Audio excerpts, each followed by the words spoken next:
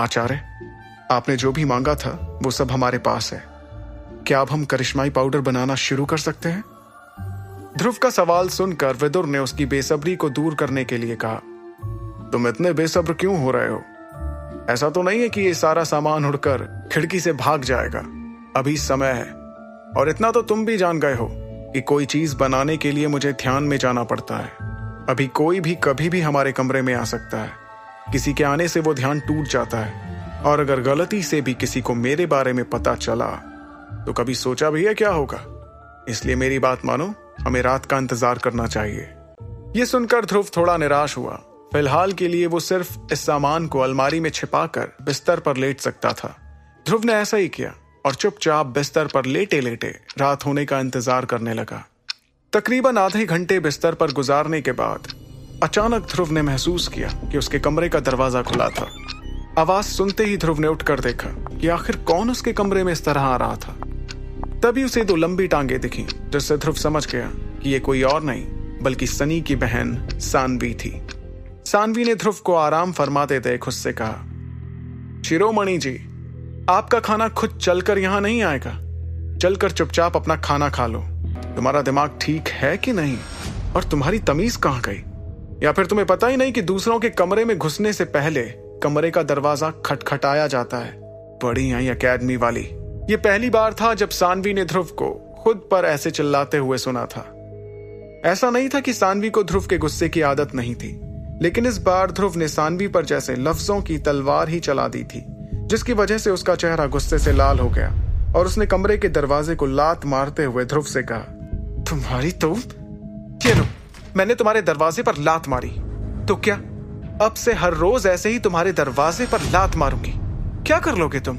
फिर गुस्से में सानवी ध्रुव की तरफ बढ़ी, लेकिन ध्रुव ने तुरंत अपना हाथ उसकी तरफ करते हुए कहा, वैक्यूम हैंड। इस हमले से सानवी ध्रुव की तरफ अचानक खिंची चली आई और जैसे ही वो बिस्तर के पास आई, ध्रुव ने अपना हाथ नीचे कर लिया, जिससे सानवी को झटका लगा और वो बिस्तर से टकरा कर गिर गई।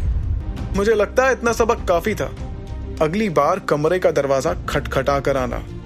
ये सुनकर सानवी तो ध्रुव से लड़ना चाहती थी, लेकिन वक्त और जगह देखकर वो सिर्फ अपना मुंह फुलाकर ध्रुव के कमरे से चली गई। उसके बाद ध्रुव ने मुस्कुराते हुए अपना मुंह धोया और फिर खाना खाने निकल पड़ा। खाने की टेबल पर ध्रुव सानवी को देख रहा था, जो उसके सामने बैठकर खा रही थी। वहीं ध्रुव ने अपनी नजर सानवी के बगल में बैठे सनी की तरफ की, जो इस वक्त बहुत खुश दिख रहा था। उसके चेहरे की मुस्कुराहट देखकर ध्रुव ने मन ही मन सोचा, लगता है इसने अमृत धारा पी ली है, लेकिन इसको शायद ये नहीं पता कि अमृत धारा 8 सितारों के बाद ज्यादा असर नहीं करती।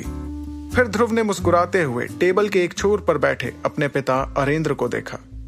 इस वक्त अरेंद्र के चेहरे पर भी एक मुस्कान थी, जिसे देखकर ध्रुव ने सोचा, हर बार की तरह इस बार भी पारिवारिक दावत जश्न मनाने के लिए की जा रही है, लेकिन आज किस चीज का जश्न? इतनी ज्यादा कीमत पर अमृत धारा खरीदना, वो भी ये खुशी की नहीं बल्कि ये तो गम की बात है। इस बार जो अमृत धारा खरीदी गई थी वो दल के बुजुर्गों के कहने पर सनी के लिए खरीदी गई थी, लेकिन ध्रुव नहीं जानता था कि ये जश्न अमृत धारा की वजह से नहीं बल्कि दरबार नीलामी घर के उस खास मेहमान की बातों का था। खाना खत्म होने के बाद पूरा परिवार एक दूसरे से गले मिला और फिर सब अपने अपने घरों के लिए रवाना हुए। ध्रुव ये देखकर तुरंत अपने कमरे की ओर भागा। फिर उस सामान को टेबल पर रखकर उसने अपनी अंगूठी रगड़ी। अंगूठी रगड़ने पर एक चिंगारी सी निकली और विदुर उसमें से बाहर आकर ध्रुव के सामने खड़े हो गए। तभी ध्रुव ने विदुर से पूछा, आचार्य, क्या हम लोग अब करिश्माई पाउडर बना सकते हैं? ये सवाल सुनकर विदुर ने मुस्कुराते हुए ध्रुव से कहा, आखिरकार तुम सब्र का महत्व समझ ही गए। कोई भी औषधि बनाने के लिए एक शांत वातावरण की जरूरत होती है। अगर आसपास शांति ना हो तो मेरा ध्यान भटक सकता है और इसका अंजाम बिल्कुल अच्छा नहीं होगा।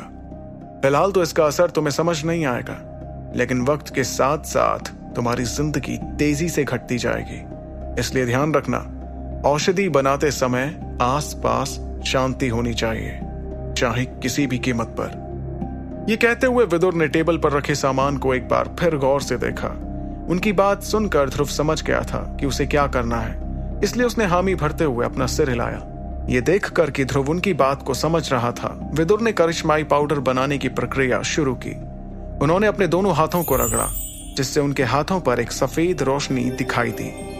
फिर उस रोशनी को काबू में लाते हुए विदुर ने ध्रुव की तरफ देखा, जो इस रोशनी को देखकर हैरान दिख रहा था। ये देखकर विदुर ने मुस्कुराते हुए उसे बताया, ध्यान रखना, एक हकीम कितना अव्वल दर्जे का है, ये तुम्हें उसके हाथ से निकलती रोशनी के रंग से पता चल जाएगा। आगे की कहानी जानने के लिए देखिए अगला एपिसोड सिर्फ पॉकेट एफएम के यूट्यूब चैनल पर, और सुपर योद्धा के सारे एपिसोड्स को सुनने के लिए डिस्क्रिप्शन में दी लिंक से डाउनलोड करें पॉकेट एफएम ऐप।